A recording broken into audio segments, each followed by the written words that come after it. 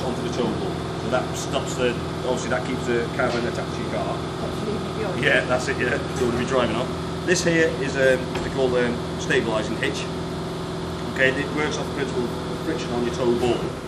Okay, so what it's there for is to slow down the action of the caravan doing this or the caravan doing that. Okay, it won't completely stop that. Yeah. Okay, it's there just to slow it down. So if you load it incorrectly, say you put all the weight at the back of the caravan, once the caravan's like that, it can start tail wagging. Yeah. So if obviously you've still got to load it correctly. So we'll talk a bit about that after. Okay, so obviously you're not going to be putting on the car today, are you? Because no, tomorrow morning. Is your tow bar? Oh yeah. Tomorrow morning. Today, is it? Well, it's been fitted today, yeah. Fitting it at 3:30, so we'll come back with the car later. Yeah. So we probably won't move it until tomorrow. No. So if you want any help, connecting it up, because obviously you're not going to get the car until later on anyway. Yeah. Okay. Right, this here is your breakaway cable. Right, what that does, obviously doesn't break away, isn't what you'd normally think. What it's actually there for is to pull the handbrake off, or on even, pull the handbrake on. When you're travelling with a car, and if it comes off, so if it hasn't been connected correctly, obviously the possibility it could come off. The breakaway cable there is a safety device that will pull the handbrake off. On again, sorry. Right way around it. It will pull the handbrake on, obviously as it comes off the car. Yeah. So that would be around either a fixing point or around your tow bar or tow ball, and that will pull the handbrake on. As it separates, this why it's called breakaway cable. The breakaway cable breaks away, so the caravan and the car is separate. Okay, so that should stop under its own weight with the handbrake. Yep. And obviously your car will be away from it, so it's not going to go smack into the back of your car. Okay. This is your electrics, 13-pin electrics. Hopefully you're getting that fitted today with your tow bar. Yeah. Okay. So yeah. Oh no, they're not exactly cheap, but most. Obviously, make sure obviously you've had that. Make sure that is what's been fitted. Yeah. It does power obviously your lights on your van. Also, it powers charger. Will charge your leisure battery as you're travelling. Also, it's connected to your fridge as well. So the car will actually run your fridge. And I'll explain a bit more about that when we do the fridge inside. Okay, this is your jockey wheel. Okay, that's there obviously to hold the caravan, front end of the caravan up. It's also used for levelling the caravan as well. So obviously when you first arrive on site, the first thing you need to do is level the caravan. Okay, you can't have it on a bit of a wonky angle. Obviously one thing, obviously you've got your drains on your sinks or whatever. So you imagine the drain's on the side of the sink and your caravan's leaning that way. The water's just going to sit in the sink and not go down the plug hole. So that's one. I'd be worried there, I just saw two move at the same time then. That's it, right. Which know what they're doing. Yeah. No, I just saw two move. I thought it was just a bit confusing. Right, the other reason for making sure your caravan's level is things like your fridge don't like to run on the gas, especially if it's on a bit of a slug. Yeah. So what you got? So your first thing when you get onto pitch, before you take it off the car, just check to see if the caravan is side to side level. Okay, if it's not, you're going to have to raise one side or the other to level it out. If obviously you haven't got a motor mover, so you're going to have to use your car to either push it up onto blocks or onto ramps. Ramps are probably the easiest thing because obviously they are shaped like a ramp. So all you do is get it onto your pitch. Get your where you would kind of say, right, this is where I'm going to put it on the pitch. Get your plastic ramp. So you can either move it, you can either drive it up the ramp or reverse it up the ramp. Obviously it's up to you, but it's probably easier to drive it up the ramp than reverse it. So if you think, right, this is where the caravan is, that's where it's going to be on the pitch. Put your ramp or whatever there, so roughly where you think it's going to be. Move your van, put the wedge there, then obviously using the car, drive it back up until it's level. So using the sprint, you need a spirit level. So once your caravan's lifted from one side or the other, checking the spirit level, you might just have to move it just slightly just to get it level. Well, isn't that something you do that automatically then? Well, it will do automatically, but obviously if you haven't, you're not going to push it up. If you disconnect it from your car, you're not going to push it up the ramp. Okay, so you need the car to push it up the ramp or pull it up the ramp. If you've got a motor mover, you can obviously use the motor mover to do that. Yeah, so you don't need to keep it connected to the car. So obviously once you go onto your ramp, obviously make sure handbrake's on, you can disconnect it off the car. And then you need to level it front to back. Okay, so you normally use a jockey wheel to do the front to back. If you go on caravan sites like Caravan Club or Camping Caravan Club, if you go on a hard standing pitch, normally they're level side to side. Okay, if you're on a grass pitch, obviously it can be slightly uneven, but with the front to back, obviously it's easier. Obviously, with just using your jockey wheel, so all you do is just wind that up or down. Yeah. Again, using a spirit level on a flat surface to see if you level that way. Once you level that way, then Where do you normally put the level? Just on the front? yeah, well, I tend to put it through just on the door normally. I On find the door, just like a small one? yeah, you don't need it. Yeah, you don't need you don't need about a 3 foot one. All you need, you can get them from the shop only a few pence kind of thing. Yeah, I've got some at home, because obviously I'm a Yeah, roofer. or if you got one at home, yeah, use that. But obviously that's reasonably flat there. Yeah. Just making sure it is flat before we start it. Okay, so once you wind it up and down on the front, get it level, then you need to get the legs down. Okay? You have got what points there, you have got to wind the handle inside. And they just wind down? Yeah, they just wind down. So we do is just wind it down until it touches the floor. Yeah. Okay, they're not there to lift the man. It's there to stabilise. Yeah. Thank you very much. Thank you. So they're not there for lifting the man, as I said. Make sure that if you're going to punch it, they're not there for jacking the van either. Yeah. Okay, because there's going to be a lot of weight and a lot of strain if you're trying to lift it from there. You're thinking that wheel's going to come up, it's not. So if it does, it's going to damage Is there it. jacking up front on the wheel? Some of these ones, no. So you've more or less got to get it underneath the axle. These don't come with the jack either. Okay, so you need to be able to purchase a jack. You can get some that actually... Or you just need to be in the AA. Yeah, yeah. That makes life easier, obviously. Obviously you can do it. You can get jacks that are particularly fit to this kind of chassis. I've got one on my own where you actually bolt something to the chassis. And it's an actual point for jacking on. It's best to be, especially if you're going any distance. If you're a member of the AA, don't worry too much about it. But if you want to sit there and wait for them, it's up to you. But if you imagine if you're on a busy road and this wheel's, you're trying to change this wheel, it's going to obviously be a bit dangerous. Because obviously it's wider as well. But obviously you're further into the road.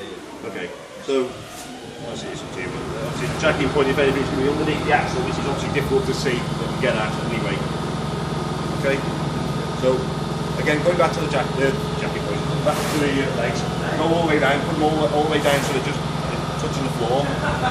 What I tend to do, just grab the front hand, or back hand, it's up to you. Right, you see that's got movement there, so obviously you're angling the front legs down, obviously, but if it's still got that bit of movement, just wind it round another half turn around until it is stable. Okay, then that's ready to go then. Okay, then obviously you can start connecting things around the outside of it then. So what we got here, we've just got your gas lock at the front. Okay, so you've got your gas connected. You see that we've got a little hand wheel there, so obviously make sure that is, because it's only a hand tight one. So make sure that is tight before you start using any gas, because obviously any movement as you're travelling can obviously it may loosen it, so make sure that is tight before you start. So is that tight towards anti-clockwise? Yeah, that's it, because they're like a reverse thread on gas. Anti-clockwise, yeah. So then obviously make sure turn your gas on there. There is a little on off there. Okay, that isn't a full on and off. So if you want, say you're changing your gas cylinder, obviously you can switch that off just to maintain the pressure in there. Obviously you don't lose the gas pressure in there, but it's not really there for a turn off. Your main one is on off on top of your cylinder. Okay. When you were camping, you probably had a regulator which attached to your bottle. Yeah. Well, on caravans, they actually attach to the caravan itself. Okay. So that stays permanently attached to there. Yeah. It will operate on propane, obviously, what you've got, or butane if you wanted to as well. But if you wanted to use butane, you'd have to have a different pigtail, because obviously a different connection for butane. It is. But, so that stays in there all year round? Yeah, I wouldn't, you're probably better off sticking with propane anyway, because you've got propane now anyway. But the difference between propane and butane, is butane it one's better for gas. outside, yeah? Yeah, summer gas for One's butane, it won't gas freeze. off below 4 degrees or whatever. That you can use all year round. So that's another good thing about a caravan. You can use all year round. You don't have to just wait till a nice sunny day. Oh, you'd be waiting a long time, wouldn't you? Yeah. You'd be waiting a long time. Any time you see some people that go away for Christmas, New Year. Yeah. And some extreme ones, even in the snow and I know. whatever. More there, not me. We're never brave enough yet. We're never brave enough yet. But you go away February, November. The weather's not bad. You get the heating up and running in this. Yeah, and It's cosy. Okay. This here is your vent for your boiler. So you've got a combined boiler which heats your water and your air. Okay, that's the vent on gas. Okay. This is your water in. Obviously I've got my Aquaroll here. Connect your water pipe. Obviously, it's just a pipe. You've got a pump on board that draws the water out there. Just push that in. Yeah, so all you do is just click C. To get it out, you just pull that trigger and that pulls out. Okay. With this particular type of pipe, just be careful. Most people tend to put it in the sink when they're travelling. Obviously, if there's any water, it's not going to damage anything, and it ends up getting cooled up like that. If you put it in your Aquaroll, sometimes it does that. So you end up with the pipe in the top of your Aquaroll just sucking air rather than water. So make sure it's fairly straight before you put it into your Aquaroll. Okay. Your leisure battery. So this runs 12-volt systems. Obviously, all the power comes from that. If you just run it without electric, but it also runs on a 12-volt system. Everything that's attached, any appliance will have a 12-volt system attached to it, even though it might just be run on gas or electric.